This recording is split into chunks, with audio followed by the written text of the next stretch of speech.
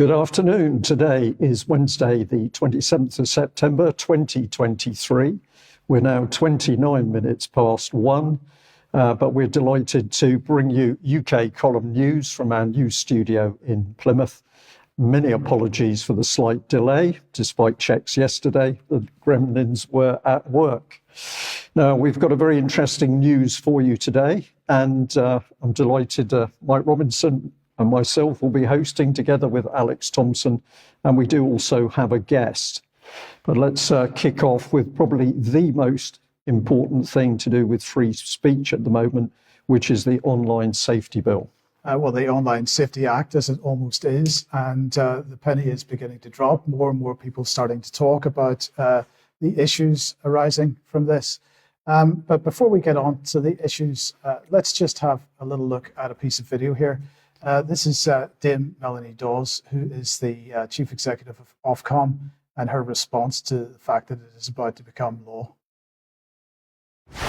Today is a major milestone in the mission to create a safer life online for people across the UK. And we are absolutely ready now, Ofcom, to crack on with the implementation of these new laws. And we feel very privileged to have been entrusted with this role.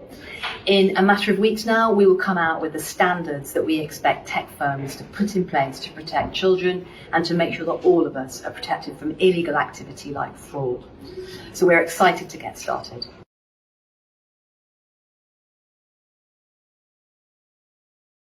Okay, so today is a major milestone in...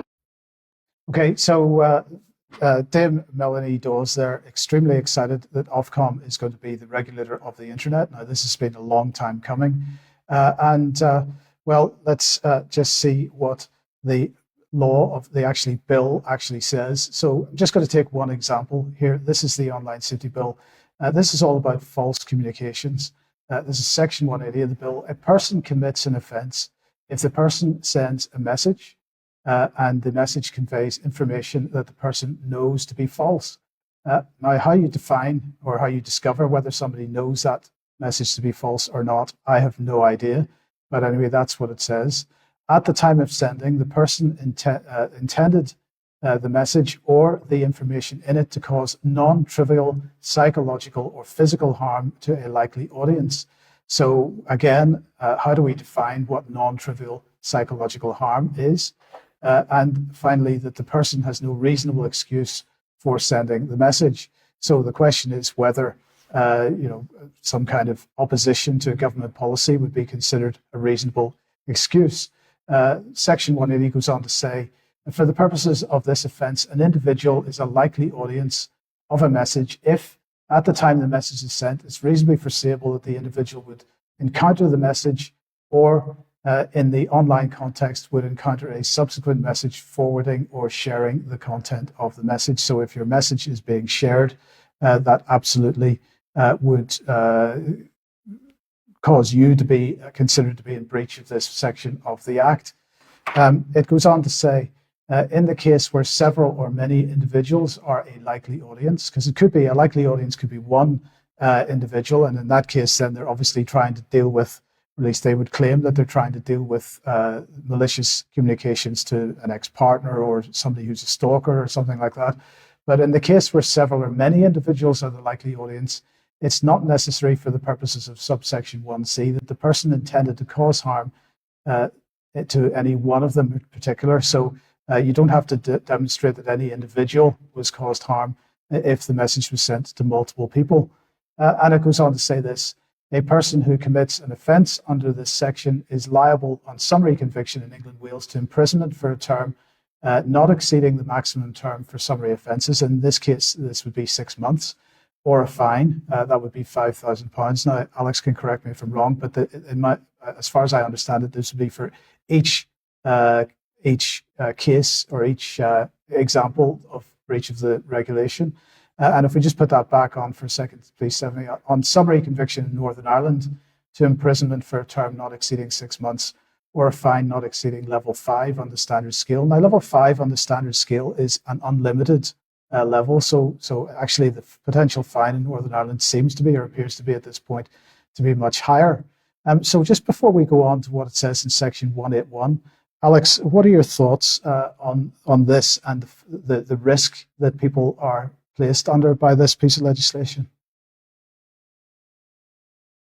Modern come home to roost. The reasonable excuse clause is quite a good example of that. The parliamentary clerks who draft legislation to reflect the will of Parliament would never have allowed that to pass in the past, because whether you're in a common law or a civil law jurisdiction, that's for the court to determine. It will find that you are guilty of the statutory offence, but you had a reasonable excuse. By dint of putting that into the drafting of the bill, you are removing courts' discretion. And then as regards Northern Ireland being on a separate regime, well, we don't have time to get into the new reality of what legal scholars are already calling indirect rule. That is senior mandarins in Whitehall at the Northern Ireland office, governing Northern Ireland instead of ministers either in Stormont or Westminster.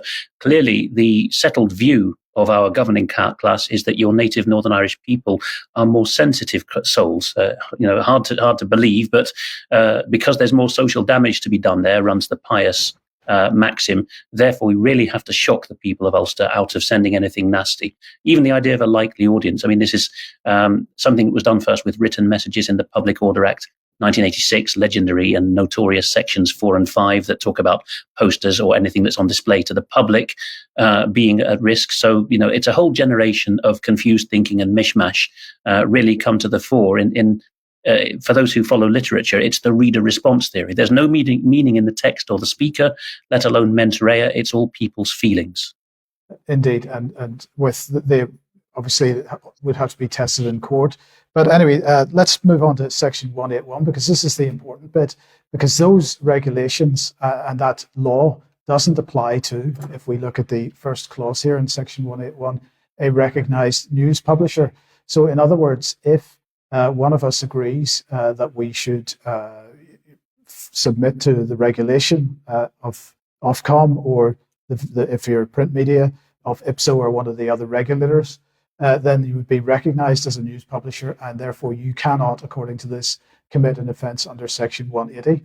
And the other point to make here is that an offence under Section 180 cannot be committed by a provider of an on-demand programme service. So that would be the likes of Channel 4 or Channel 5 or any of these broadcast media on-demand services. But if we remember what was going on with ATVOD and the UK column, they were attempting to claim that we were an on-demand programme service. So perhaps that gives us some scope for consideration there. But nonetheless, it is extremely interesting that it's only members of the general public really that are at risk from this particular legislation. If you're a recognised news service, you're not. Now, it looks like, and Alex, it'd be interesting, a little bit of comment from you on this, it looks like at least one person, Warren Thornton, has already been picked up basically on the back of the legislation, which isn't fully legislation yet, but it looks like at least one person has been arrested, taken to Bristol police station and held for a night. And that's quite an incredible situation for what's been described as malinformation. I must confess I am nonplussed by this one, Mike. I do not doubt the credentials, the earnestness of the lady who has put out the claim in a video of her own that while Mr. Thornton was live streaming yesterday, the 26th of September, the heavies came and did a German-style raiding of the live stream. What you're doing is wrong think. But it has been claimed, and I cannot see any other basis on the statute books. Again, lawyers, please correct me if I'm wrong here. We do like correction, than this bill. So whether the goons have got to the stage of actually anticipating royal assent, which would complete the trick begun in 1854 as to royal assent, that's the likeliest explanation, barring anything else that suggests itself, that police have assumed that the bill is now law. Indeed. So let's just quickly have a look at some of the Twitter comment on this. So here is Carol McGiffin. The online safety bill is, quotes, no more or less than a volume control that allows authorities to turn down all the way to silence voices they don't want anyone to hear. So this is reflecting one of the features of this Act, and that is that the Act claims that it will maintain freedom of speech, and of course it does. It absolutely says you have the right to say whatever you want to say, unless, as we've already discussed, it's considered to be misinformation or disinformation or malinformation, as this new term seems to be. But what it doesn't do is give you any right to be heard. So what it's effectively doing is saying, you have no right to be listed by a search engine. You have no right to be actually promoted by a social media platform and so on. So it effectively makes shadow banning and so on something that is considered legal. Here's another one from James Melville. The Online Safety Bill to become law in the crackdown on harmful social media content, but for government and tech companies to act as arbiters over online content risks becoming a road to hell that's paved with biased censorship intentions. Well, of course, the road to hell, we've been walking that road since 2017, basically. In fact, we could even go back to 2015 with David Cameron's United Nations General Assembly speech, which began this whole process. Then we've got GB News here saying the Online Safety Bill branded a form of communism by Matt Letitia in a scathing rant. And finally, then we've got whose device is your phone anyway? And of course, this particular from Silky Carlo talking about the effect that this is having on end-to-end encryption, and effectively is going to require social or communications companies to provide backdoors into end-to-end encryption. Not everybody is threatening or sort of listing the problems with the bill. Of course, as we would expect, the Centre for Countering Digital Hate is extremely excited about it. But then there's the question of, and Brian's going to be coming on to Russell Brand in a second, but there's the question of Rumble and the fact that Rumble has taken a stand on Russell Brand. Rumble has already started losing advertising, or advertisers rather, over the fact that they have supported Russell Brand. And this was one of the mechanisms that was used to persuade YouTube to be quite so draconian with its censorship regime. Because YouTube started kicking people off when the advertisers started leaving. Now, Rumble used to be a totally privately owned company. It subsequently went through an IPO, and so it's now beholden to shareholders. And the question is whether the shareholder pressure is going to force them to walk back on their position at this point, and how long they can maintain their position as a freedom of speech platform remains to be seen. But as a result of the Caroline Dinenage message last week, then the question of whether Rumble would even stay in the country, because the Online Safety Bill is going to put legal massive fines and potential imprisonment on the managers and the owners of companies.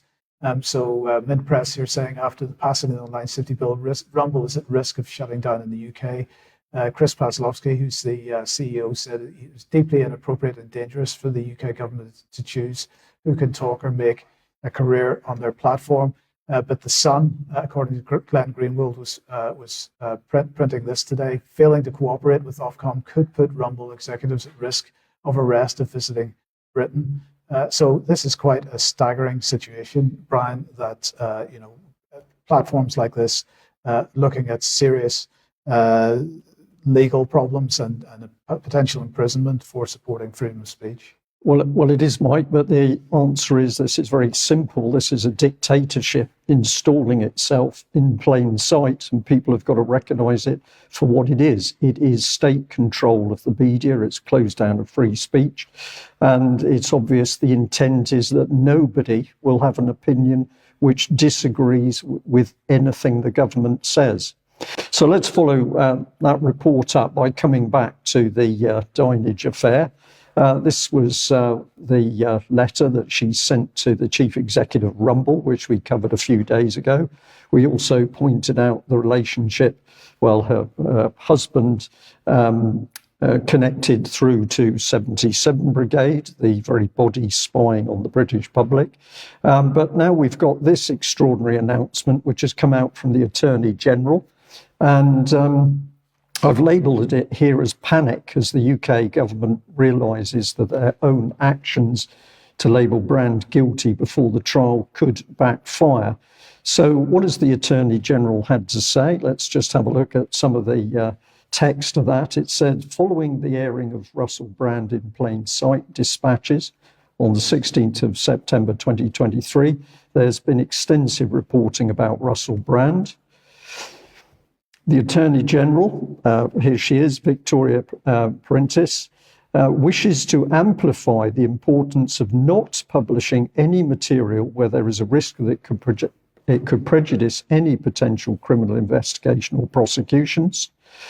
And she goes on, publishing this material could amount to contempt of court. Now, I've added in there that she doesn't mention anything to do with fair trials, and I don't believe that there is the slightest intention of providing a fair trial, but the government's now worried that its own ministers acting to accuse Russell Brand could actually backfire on such a trial. So let's finish off the text. Editors, publishers, and social media users should take legal advice to ensure that they are in a position to fully comply with the obligations to which they are subject under the common law, interesting that's mentioned, and the Contempt of Court Act 1981. And a final piece here. The Attorney General's office is monitoring the coverage of these allegations, and I think we need a question here: who exactly will be doing the monitoring of what is appearing on social media or indeed in the media? Is that going to be done by the British Army's 77 Brigade Division, which is quite possible since they were active during COVID-19, or is it going to be some special secretive department of the Ministry of Culture, Media and Sport? The key bit is that we simply don't know. But if we move on, and a big thank you to UK Column Viewer that highlighted this to me, we've got a report in the Press Gazette, and this is all about the fact that Dame Caroline Denage has also now gone for GB News. GB News impartiality undermined by Bev Turner support for Russell Brand, MP warns. So the government itself, its own ministers going straight for Russell Brand. If I've just moved through here, this is part of the comment that she made. While GB News is not responsible for this content, it is concerning that Beverly Turner, who described Mr. Brand as a hero and invited him to appear on her show, subsequently fronted GB News coverage of the allegations regarding Mr. Brand on the morning of the 18th of September. While Ms. Turner was challenged on her comments at length by her co-presenter, Andrew Pearce, we remain concerned that having a presenter so clearly supporting an individual who is the subject of intense media coverage, including seeking their appearance on the show, undermines any perception of due impartiality in the broadcasting. I thought this was an extraordinary statement, Mike, because, of course, what it is showing is that at the moment, there's no reason for her to be doing what she's doing, simply that this person has a high profile. But if we go to legislation to actually see what's being talked about, here's contempt of court. That includes disobeying or ignoring a court order, taking photographs or shouting out in court, refusing to answer the court's questions if you're called as a witness, publicly commenting on a court case, for example, on social media or online news articles. And we've got public comments here saying whether you think a person is guilty or innocent, referring to someone's previous convictions, naming someone the judge is allowed to be anonymous, naming victims, witnesses and offenders, naming sex crime victims, sharing any evidence or facts about a case that the judge has said cannot be made public. And again, here's the wrap. If you're found to be in contempt of court, you could go to prison for up to 2 years, get a fine or both. But let's remind ourselves that at the moment, there is no court case. So, Alex, I'm going to use a slightly difficult. This is a dog's breakfast of the law. The law has been served up as a mishmash in order to confuse people as to what they can and cannot say about Russell Brand. At this stage, Brian, I'm going to call this development the Alex Salmondization of English law. Alex Salmond was the first Minister of Scotland and the leader of the Scottish National Party. And in the show notes, we will put a playlist of my readings, largely of work by Craig Murray, the former British ambassador turned Scottish nationalist politician, who found just how injurious to any notion of fair trials and democracy this spread of the idea of criminal contempt of court, which is judges ruling from the bench that you broke the law with no parliamentary leg to stand on other than their own conceived ideas of what their orders are, just how far that's spread. In the Salmond trial, it was perfectly obvious. So to jump to the conclusion there, for those who don't want to wade through that playlist of my recordings or aren't familiar with it, Murray very well documented on his blog for a long time that if you were favorable to the regime, for example, it's even comparable because it revolves around the allegations of harassing women, if you take great liberties with women, but are in the regime's good books, then a blind eye will be turned.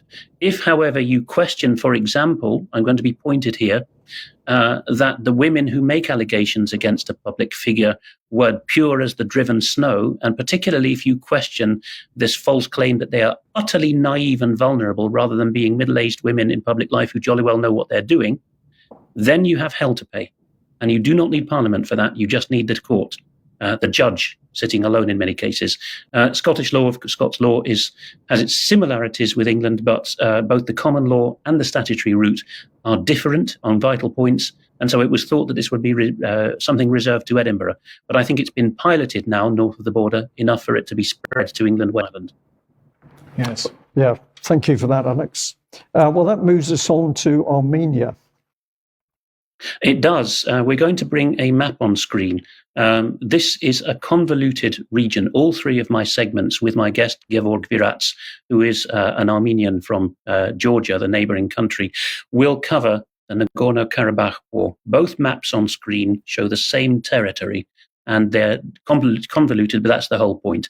At the bottom of the image, Iran, south of the Araxes River. Off-screen to the north is Georgia, and beyond that, Russia.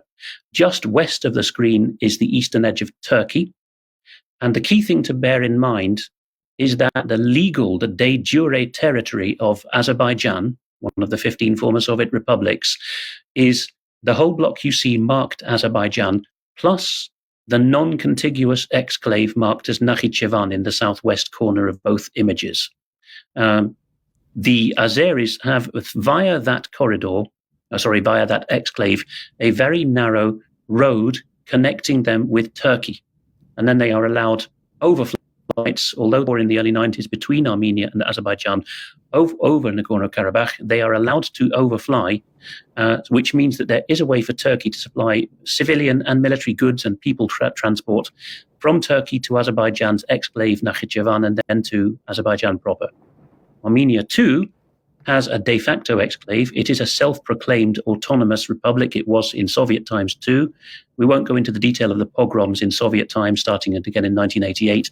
For that, go to the previous podcasts I've done with Georg, which will be in the show notes. But people will see that Nagorno-Karabakh, delineated with the green line on the left-hand map, had no contiguity with Armenia, and of course was never acknowledged in international law as being an independent republic, not even after the genocide accusations on both sides after the 1990s war. So you see on the left-hand map there is this narrow corridor, the Lachin corridor, where a part of Azerbaijan proper, although occupied by Nagorno-Karabakh and Armenian troops since 1994, was used to supply this territory. Very convoluted, I know, because the right-hand map shows also that what Turkey and Azerbaijan, with a lot of Israeli assistance now and allegedly Russian as well, what they want to do is punch a hole in the bottom of Armenia proper. If you look at the right side, you will see that the green arrow suggests that the so-called Zangezur corridor would cut off Armenia just north of the border town of Mehri with Iran, so that there would be a land bridge all the way from Greece to China for Turkic nations allied with NATO to ply their trade.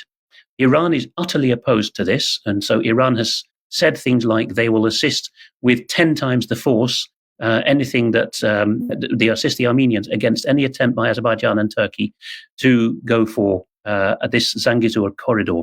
Why has this become relevant? Time is short. We are well aware of that, but it's become relevant because of the video we're about to see. So for anyone who has missed it, and it hasn't been very well covered, there is I think it's not dramatic to call it a genocide underway.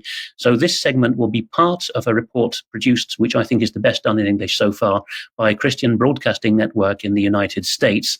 So for anyone who's behind the curve, the rest, the northern half of Nagorno-Karabakh, which survived after the 2020 and 2021 attacks by Azerbaijan, it would say to claim its own territory back. The rest of that ethnic Armenian territory has now effectively been defeated. Many people on the move. So let's roll the clip and see what's going on. Officials from Armenia and Azerbaijan are set to meet today in Brussels for the first time since Azerbaijan's Muslim-majority forces seized control of the predominantly Armenian Christian territory of Nagorno-Karabakh last week. It was a nightmare. There are no words to describe. The village was heavily shelled. Almost no one is left in the village. Most people have been evacuated. The Blitz attack forcing nearly 14,000 refugees to cross into Armenia, with thousands more stuck in massive traffic jams at the only checkpoint crossing. Amidst all this, a massive explosion at a fuel depot killed 20 and injured more than 300 as refugees scrambled to get gas before escaping. Joel Veldkamp is with the human rights group Christian Solidarity International. Our friends there told us that people in Karabakh are deciding, some of them, to try to have the bodies of their loved ones who were killed in this war taken to Armenia in refrigerated cars to be buried there. Because if they bury them in Karabakh, they won't be able to visit them ever again, and their graves might be desecrated by Azerbaijani forces. Nagorno-Karabakh is a landlocked region between Azerbaijan and Armenia. This is an area of Armenia, Nagorno-Karabakh, that has been contested for many years. It has historically been filled with Armenians, Armenian cultures, the Christian faith. While it's been internationally recognized as part of Azerbaijan, the area has been ruled by ethnic Armenians for 3 decades. 2 U.S. officials traveled to the region and met with Armenia's Prime Minister Monday. He told them ethnic cleansing is happening right now. We received word yesterday from our friends in Nagorno-Karabakh that essentially deportations are beginning of the entire Armenian population of Nagorno-Karabakh. Armenians are some of the first people in the world to embrace Christianity.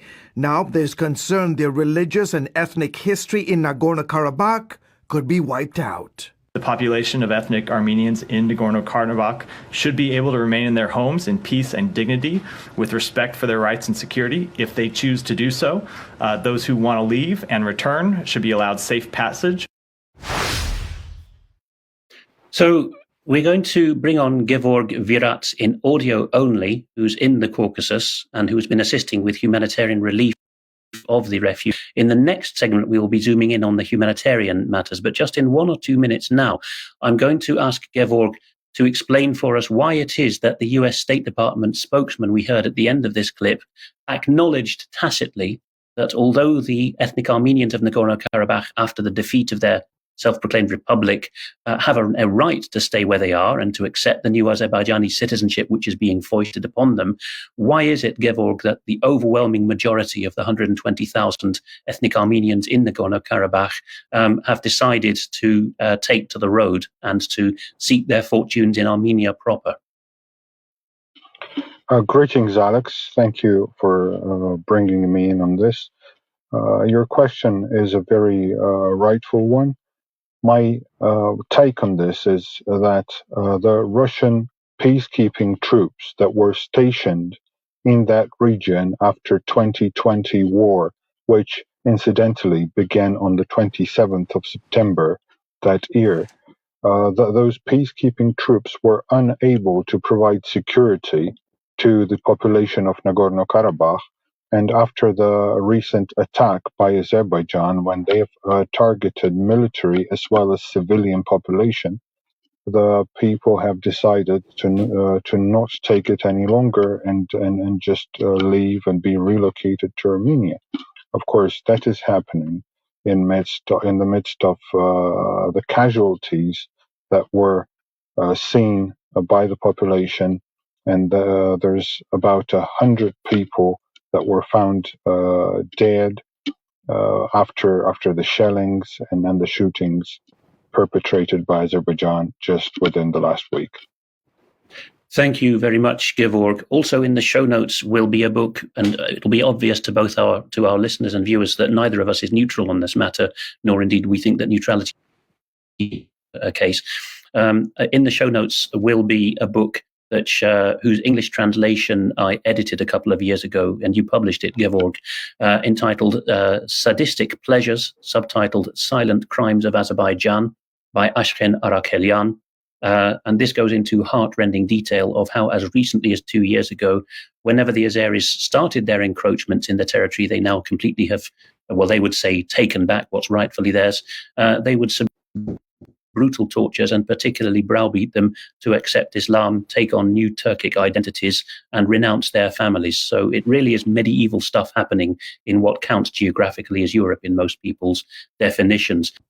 I'd also note in passing that today is also the 30th anniversary, the 27th of September, of the fall of the Georgian separatist region of Abkhazia, particularly its capital, Sukhumi, to Abkhaz forces. I know is very, very relevant to you. Your father was an artillery instructor for the Georgian army in that war, and incredible brutalities there also were perpetrated, particularly upon the ethnic Georgians in that war. So a very reminiscent time, of harrowing time for a lot of people in the Caucasus, as all three of these former Soviet republics struggle with ghosts that they thought they had put to bed. The conflicts have all become unfrozen. But more on this later in the news. And we are aware, by the way, that Mike's microphone is misbehaving. It was fine just before we started the news, and we cannot really touch it up while we're on air. Just a teething trouble with the new studio, so people should bear with us on that.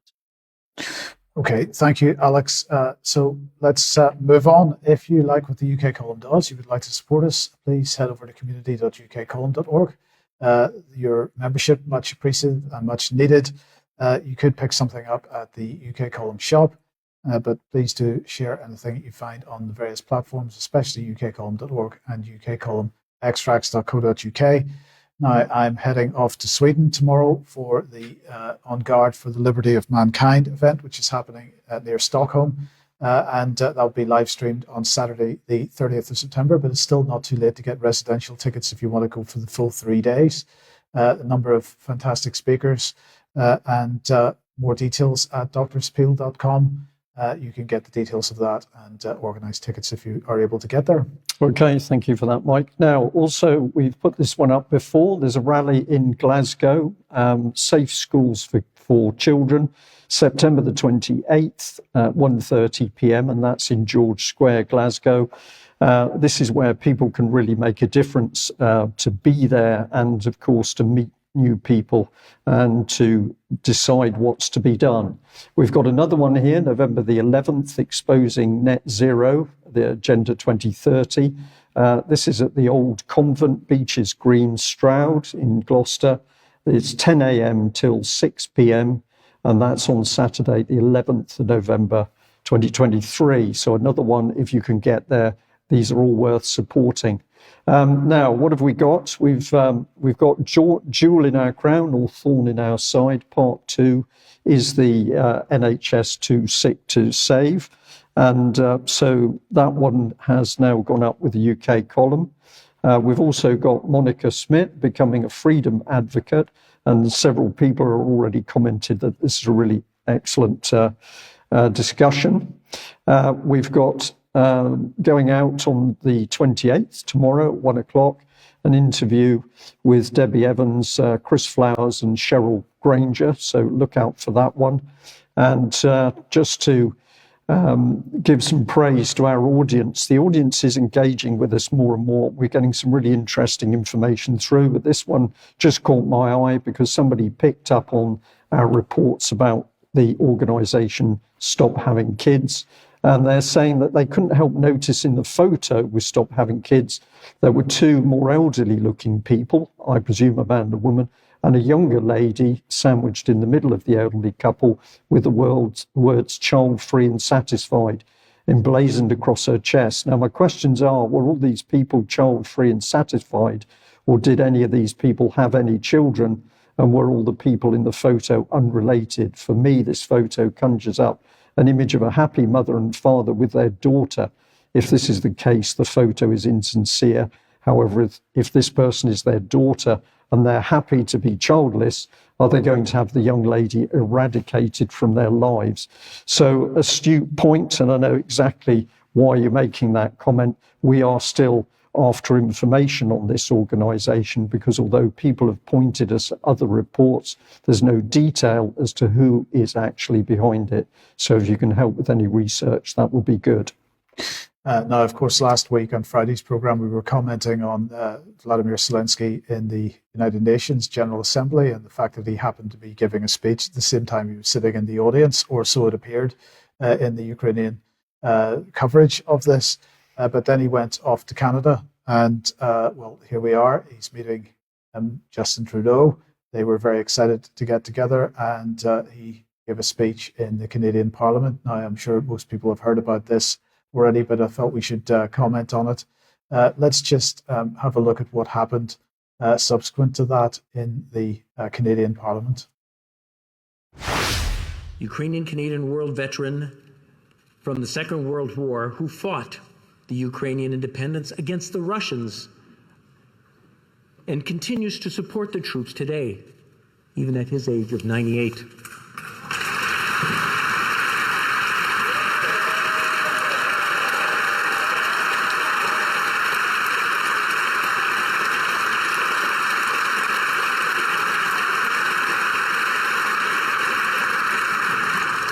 His name is Yaroslav Hunka. And I was going to say he's in the gallery, but I think you beat me to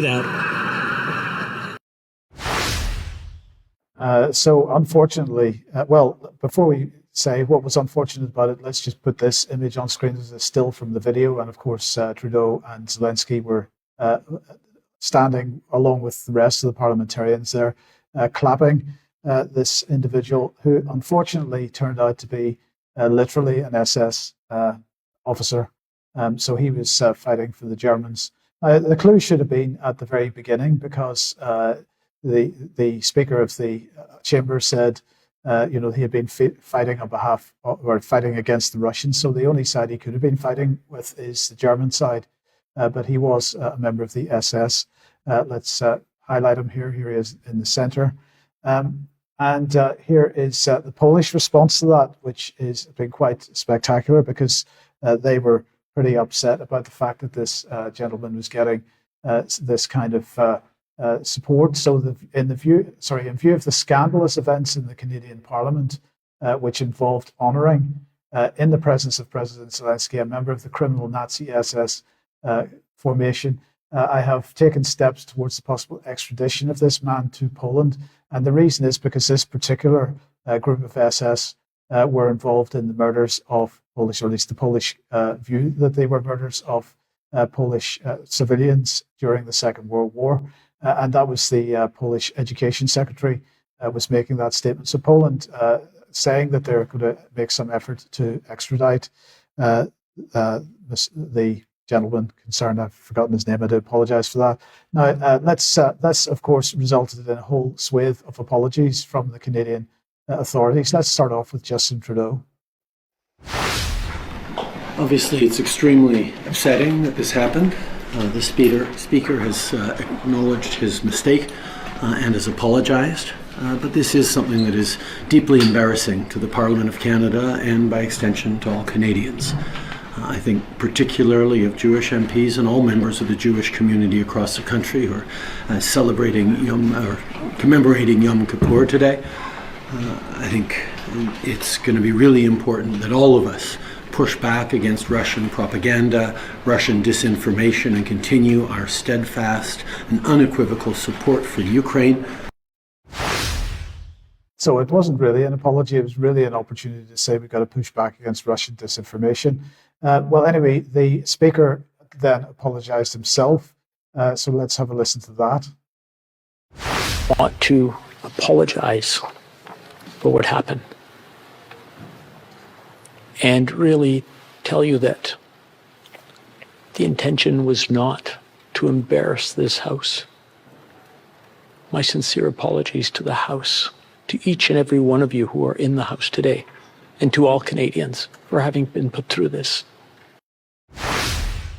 Now, he has subsequently resigned. Now, the Russian response will just bring... Now, well, this wasn't Maria Zakharov's words herself. This was a Russian statement from her department, but let's read this. It says, the public honoring of 98-year-old Bandera supporter Yaroslav Hunka, a member of the 14th Waffen Grenadier Division of the SS, at the Canadian Parliament during Vladimir Zelensky's visit, is the best possible way to characterize the regime of Prime Minister Justin Trudeau, who's embraced unbridled Russophobia. It was the most cynical abuse of the memory of Nazism's victims. The Ukrainian collaborators who served Nazis evaded accountability for the genocide on the occupied territories of the Soviet Union in Europe to be given shelter in Canada after the Great Patriotic War. Now, we would also put on screen some comment from Ukraine if we had been able to find any, but there hasn't been any there as yet. But this is how the mainstream press was characterizing it, how the Canadians had Zelensky accidentally praise a Nazi hero in Ottawa, giving Russian propaganda a boost. So it was all an accident. Alex, I don't know if you've got any thoughts. The 14th Waffen SS Regiment Galician was very notorious. If you read the memoirs of SS volunteers from Western Europe, many of them came from Benelux. They were ideological. Many of them had very little to say. It may be, of course, self-censorship after the war, but they had very little say about hatred of the Jews. It was the Bolsheviks they feared. And many of them were just louts out for an adventure. But for the men in that country, in that zone itself, from Estonia all the way to Moldova, sometimes they were press-ganged by the Soviets or the Wehrmacht into joining the respective units. And sometimes they chose. Sometimes brothers were separated and hardly knew what was happening. Sometimes men fought on both sides. Mr. Hunka appears prima facie to have been an ideological opponent. He, in his own defense, would no doubt say that his country, his region of Ukraine, Galicia, was not a union until after the war, when, of course, the Western Allies allowed Stalin to absorb it at the expense of Polish territory. But be that as it may, the Galician division was particularly horrid. And I would say that the speaker, certainly in any Anglo-Saxon country, has a duty to keep the decorum of the House by for him do a double take when the script was given him.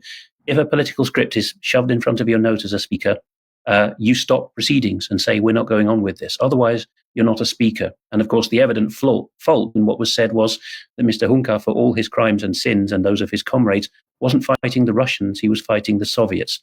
A huge amount of detail has got lost here. But the responses say quite something. I happen to be in Poland right now, no time to go into it, but the show notes will have a link to the conference on technocracy that I'm attending here at the Jagiellonian University in Kraków.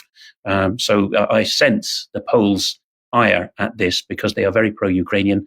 They wish to do their best by the refugees, and they're very sensitive about the massacres of Gentile Poles that happened, particularly by the Galician unit, never been addressed properly by Kiev. Indeed. Okay, well, let's move back to Nagorno-Karabakh. Alex.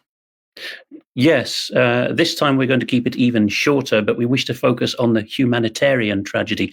Most particularly, what has gone on is that people have decided, and in this region, of course, people are poor farmers, and they usually have only one petrol or, to the Americans, gas-powered car to go on. They've had to queue for their fuel. There's been a horrible gas explosion and the disfiguring burns of many. They've been airlifted or transported by road to Armenia after hours of delay. Precious time in medical treatment was lost because of the Azeri blockades, and it's often argued also Russian peacekeepers' incompetence by some. That's very much open to question. But we will see now a brief segment by Deutsche Welle's German service, the equivalent of BBC World for Germany, talking about the convoys of people leaving because they fear being forced to become residents or worse, torture and dishonor if they stay. So Deutsche Welle is going into detail for just a couple of minutes on that, and we'll have Gevorg back. Armenia says around 3,000 refugees have crossed its border from the disputed region of Nagorno-Karabakh. Fears are growing for ethnic Armenians there since Azerbaijan retook control of the enclave last week. Many of the refugees are crossing into Armenia in cars and buses at Kornizor. DW reporters Maria Katamadze and Jennifer Palka have filed this report from the Armenian border village. Packed cars stream out of Nagorno-Karabakh as hundreds of ethnic Armenians flee their homes. Some vehicles bear the scars of the recent conflict. Aid groups are on hand to help as families cross the border into Armenia. The mass exodus sparked by fears for their fate under new Azerbaijani rule.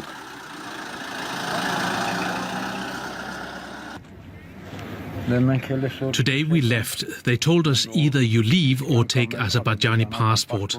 We are not the kind of people who take up Azerbaijani passports. Azerbaijan retook Nagorno-Karabakh by force last week. The region sits within its borders, but had previously been under the control of ethnic Armenian forces. Around 120,000 Armenians live in the mountainous territory. Many fear persecution if they stay. That's despite Azerbaijan's promises that it wants to reintegrate them as equal citizens. Space for 40,000 people from Karabakh has been prepared in Armenia. Families standing by for their loved ones' arrival face a nervous wait. Just before we bring Georg on, the map will show just the complexity. The right-hand map here indicates what is in lurid green is what Azerbaijan retook a couple of years ago. The pinkish colour is the separatist part of Nagorno-Karabakh, which continued to rule itself as an ethnic Armenian territory, which may insist yet now that it has a case in international law to declare independence at some point because of the persecution.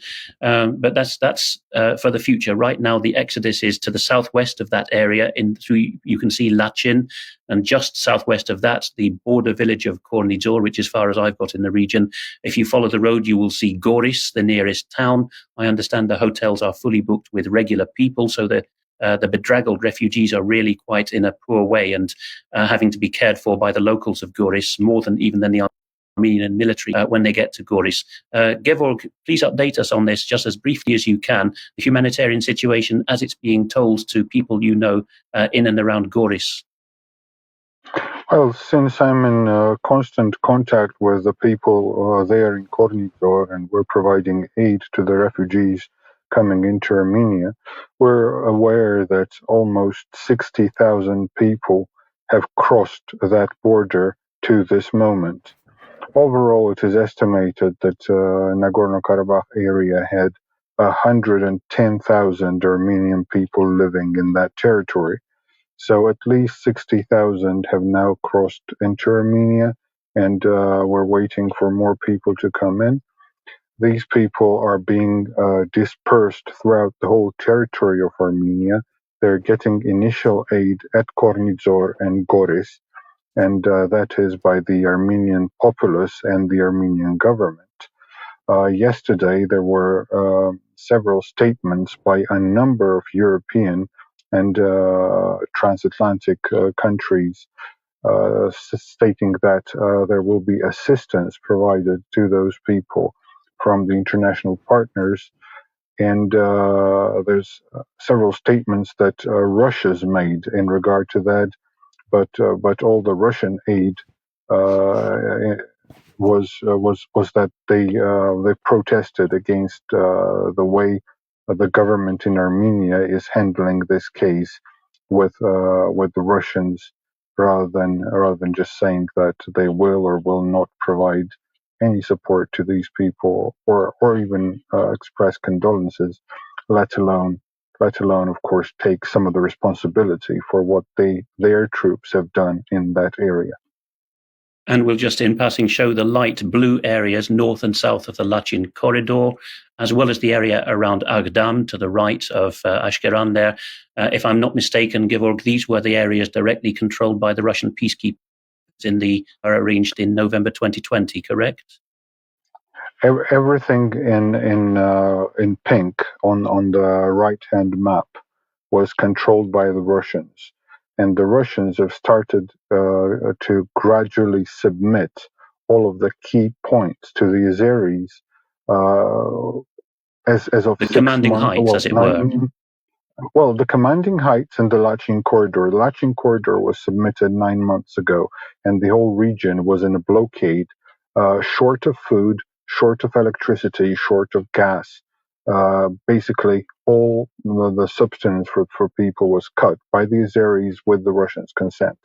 Then what they've done, they've kept the people hungry and cold and without any aid, medical aid, and so forth for 9 months. And then after the 9 months, the shellings begin. The Azeris come in. The Russians move out. They didn't do anything at all. There was only one small group of the Russian peacekeepers who have disobeyed the orders that they had, and they've gone into the place, to the village where the massacres were happening. That's in the area of Taravart village in Nagorno-Karabakh. They took the footage of everything that's been going on, and the Azeris detained these Russian peacekeepers, these several people, and upon holding them in custody for several hours, they released them only to murder them just an hour after their drive into the city of Stepanakert, the capital of Karabakh, began. So basically, they've released those Russians. They've let them have their phones with them with all the footage, but they've murdered them all the way on the way. And then the next day, Aliyev says, "I'm very sorry, Putin. We've killed them by accident." However, this was no accident whatsoever, and these people, they were the heroes that represent the true nature of humanity in the best possible terms, as this could be perceived by the Armenians and by any international observers that know about the situation. And we'll be going into more detail about this in extra time. I can imagine viewers are quite befuddled by all the detail here and horrified. So stick around for extra time. We also have one more brief segment on Armenia in the main news. Okay, thank you, Alex. And let's just quickly go back to Ukraine. And this story appeared in Sputnik International. Russian reconnaissance team destroys Leopard tank in special op zone with fully German crew. And just looking at the text of this, it says a Russian reconnaissance team has destroyed a German-supplied Leopard tank of the Ukrainian military with a crew comprised of Bundeswehr soldiers in the Zaporozhye direction. I take that means region. It's translation there. The team led with the moniker Legend told Sputnik on Saturday. And the quote, the mechanic repeatedly stated that he was not a mercenary but a Bundeswehr serviceman, and that he and the rest of the crew were members of the same unit of the German army. This is according to a Russian fighter reported by Sputnik, adding that while receiving medical aid, the German soldier named his brigade and his dislocation site. The tank driver died from wounds minutes after he was found, despite efforts to save him. Now, what's interesting, Brian, is that this has been certainly, there's been no confirmation of this from the Russian side or the Western side, as far as I can see. And so we've got to say that this has to be taken with a very large pinch of salt, perhaps. But the question is, I'd just be interested in your thoughts about the potential of German or other NATO forces actually involved in the conflict. Well, I think this one's easy, Mike. This had to happen at some point because, of course, we started out with principally special forces on the ground. They were there training and reconnaissance, but we've had massive mission creep as the additional weapons, the armed personnel carriers, the tanks have gone into Ukraine. They've needed assistance to help operate this gear, to maintain it, to do repairs. And that has inevitably meant that Western military personnel have been sucked into the theatre.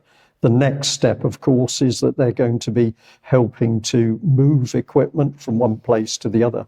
So really, this is very, very serious, because if it's true, it represents that NATO is now at war with Russia without any declaration to the nation states within NATO. Alex, let's come back to you. In the final segment, we're going to consider the geopolitical ramifications, famously not something you can do in a minute. We're going to give people a taster and a hook to hang their thoughts on, shall we say. In short, the United States and France, both reliable old allies of Armenia because of the huge diasporas of Armenians in both countries, have stepped into the breach, really, much more than Britain, famously in 1917 or even 1915 during the first days of the Armenian massacres in what was then the Ottoman Empire. Prime Minister Lloyd George said, well, we have the world's best navy, but sadly His Majesty's ships cannot climb Mount Ararat as a get-out clause for doing nothing. So the French and Americans, both diplomats on the ground and many church-based relief efforts, did a lot more, both in-country and when Armenians reached the shores of France and the USA, hence the large communities there. But this takes the unlikely form now of Samantha Power, known to many of our viewers for her standoffs with the late Vitaly Churkin when they were the respective permanent representatives of their nations in the UN Security Council. Here, Samantha Power is playing it cool. I know she's not everyone's cup of tea on this channel, understandable reasons, but here she's standing in the Lachin corridor on the border between Nagorno-Karabakh and Armenia proper, and she gets interrupted. We will give a verbatim account of the interruption if people cannot hear it in the clip, but obviously tempers are fraying. She claims she's no longer a power diplomat. She's just an aid coordinator. I don't really buy that. But she's been dispatched because the State Department, obviously, and Washington generally, is keen to show that it won't put up with this. The current issue, of course, is getting people out. Whether the US and France then say, okay, the territory's been denuded of ethnic Armenians, they've been forced out of their homes, but they have now a case in law to declare independence in a way that international would recognize, is open to question. So here is Samantha Power in her new capacity as head of US aid, talking at the border between Armenia and Nagorno-Karabakh. There are still tens of thousands of ethnic Armenians who are there living in very vulnerable conditions. And already you are seeing as well the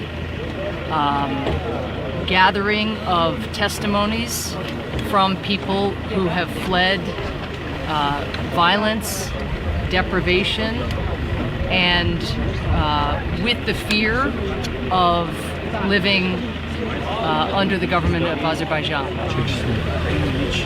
Sanction Azerbaijan or go back to your country. You don't care, stop the lies. Our focus, again, right now, and I'm US Aid Administrator, is meeting the humanitarian needs of individuals in really vulnerable circumstances and looking out for and securing access to individuals who are either unable to proceed on the corridor because it is blocked with traffic, or in some cases too scared to make the journey to where we are today. For anyone who didn't catch it, the angry words in the background at the press conference were, sanction Azerbaijan or go back to your country. You don't care.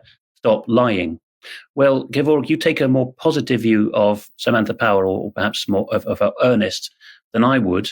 But why are the US and France physically present? Just even as turns up in Nakhichevan, evidently planning to try to bulldoze a hole through Armenia proper, in the Zangezur corridor in Syunik. Why is it that, not just the Americans and the French are getting interested, but as I understand your analysis, even Britain, historically pro-Azeri in this, see our previous podcast in the show notes on that, gold, guns and gas, a pre-cooked soft British power ceasefire. Why is it that all of the Western allies, particularly the UN Security Council Permanent 3 in the West, are making a big on Armenia now? Well, Alex, I wouldn't necessarily say that I take a more positive view on Samantha Powell than you do. You've mentioned earlier that none of us are impartial, as it were, because you can't be just neutral. But it's just as well as you are, I'm attempting to be on the side of what I believe to be the truth. And if the truth comes from Samantha Powell, then that's what I'm going to say to be the truth. She's not my favorite person, but never mind. Now, Of course, Armenia is becoming crucially important geopolitically because of precisely this tiny bit of the area that connects Armenia to Iran. We have indeed talked about it in our podcast, but now this has become an acute and a very serious problem. The whole concept of what's going on is that we now are on the verge of another Axis and allies forming in this our modern day and age. And part of the Axis would be Turkey, Azerbaijan, China, and the Central Asian Stan countries, and that would be the line of trade and oil export and gas export that would securely cut Iran and India off from from the international trade in a very significant way. But that's not Europe's interest, and that's not the British interest. That's not the American interest. It is in the interest of China, and it's in the interest of Russia, because that way Russia would control a great segment of trade coming from China into Europe and further west, and then Turkey and Azerbaijan would be Russia's aides and Russia's allies in making sure that there's no way to evade Russia other than going through Turkey and Azerbaijan. So they're playing it together. Whereas on the other hand, there is this new goal and the new program that is being implemented gradually, and that is the establishment of the trade route from India through Iran, Armenia, Georgia, and further into Europe. And of course, we see that with the British politics and the American politics, we see that there is a growing support in the West for developing India and boosting India as a counterbalance to China. And even Rishi Sunak, in his early days in the parliament, or as the head of the as the prime minister, he said that our golden age of friendship with China is over. That's not a direct quotation, but that's something that he said. That's the essence of what he said. And that's, of course, because now Britain and Europe, including France and Germany and the United States, they're now trying to boost Indian trade through Iran, Armenia, Georgia into Europe. And that is directly contrary to that other idea, because the other idea is to cut off that tiny region of Armenia, control it. The Russians want to control it, and the Turks want to control it, and they agreed to have a shared interest there. So whoever wins, basically, if it is the Russians and the Turks versus the West, then they are going to be holding the West hostage in terms of the trade between the East and the West.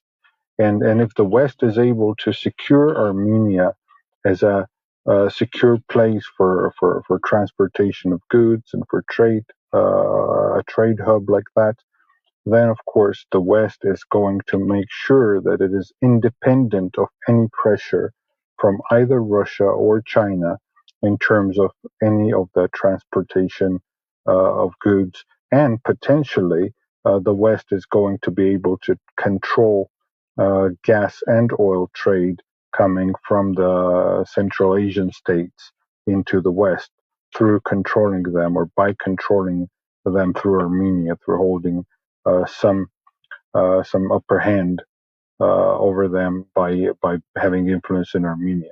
So that's the context of why these people want to help right now. Thank you very much, Georg. Not easy to summarize in a main news segment, but we'll go into more detail in extra. Thank you, Alex. Right, look, we are just going to move on to the UK Health Security Agency to end because they have been particularly busy. We'll just get through this as quickly as we can. We're just jumping over a couple of bits here. But first of all, they have been creating a new contract for vaccines. So we'll bring this on screen in just 1 second. Sorry for the technical problems today. We got Yeah, here we go. Right. So here we go. So new UK-based vaccine deal is what the UK Health Security Agency is talking about. They're saying the UK HSA has agreed to deal with 4 millions of life-saving vaccines to be produced in the UK if a future influenza pandemic is ever declared. The advanced purchase agreement means healthcare company CSL Seqirus will be on standby to produce over 100 million influenza pandemic vaccines if or when they are needed. Of course, this was exactly the type of situation that we had with COVID-19 because AstraZeneca was given an advanced purchase agreement even before there was any thought of a clinical trial, and lots of money was guaranteed AstraZeneca. We were asking the question at the time, does this mean that the UK government knows that the vaccine would be approved whether it passed its clinical trials or not, or was the deal that AstraZeneca would get paid whether they had to produce a single vaccine or not? So I would like to extend the same question to this. What exactly will be the circumstances? How much money is going to this? In the meantime, the vaccines will be tested, licensed and approved and tailored to combat the specific pandemic flu strain identified at the time. So what testing is going to be able to be done at the time? This looks like the COVID-19 model being rolled out again. They will be produced at CSL Seqirus' existing manufacturing plant in Liverpool in the event a pandemic is declared by the World Health Organization. Jenny Harries, the CEO of the UK Health Security Agency, said, we've seen from past pandemic events, including COVID-19, that access to effective vaccines is vital to help save lives and minimize disruption to our lives and livelihoods. I think we can discuss that a little bit more in extra. And just so that we know that when a pandemic is likely to be called, the UK Health Security Agency has created a new data dashboard. They're saying this dashboard, which went live yesterday, will be updated on Thursday each week. It'll be initially featuring the latest information on a number of respiratory diseases, including COVID-19, as you can see on screen, and influenza. Those are the only two that are on there at the moment, but they're going to be adding RSV, which is respiratory syncytial virus, adenovirus, human HMPV, para-influenza, and rhinovirus. So this is going to be a big effort to make sure that the propaganda is out there in time for the World Health Organization to declare the next pandemic. The next pandemic, Mike, well, I'll pop this one on screen very quickly. Thank you very much to the viewer pointed at this to me, gave it to me. Laura Koonsberg here from the BBC, delighted.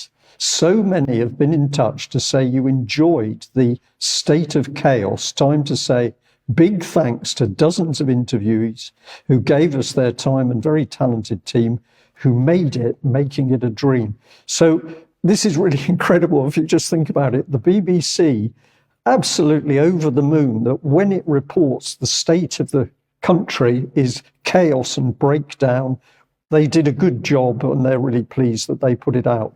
We'll be covering more on this in future UK column news editions, but clearly the BBC is now part of the agenda for chaos and breakdown. So just a couple of things to end with here.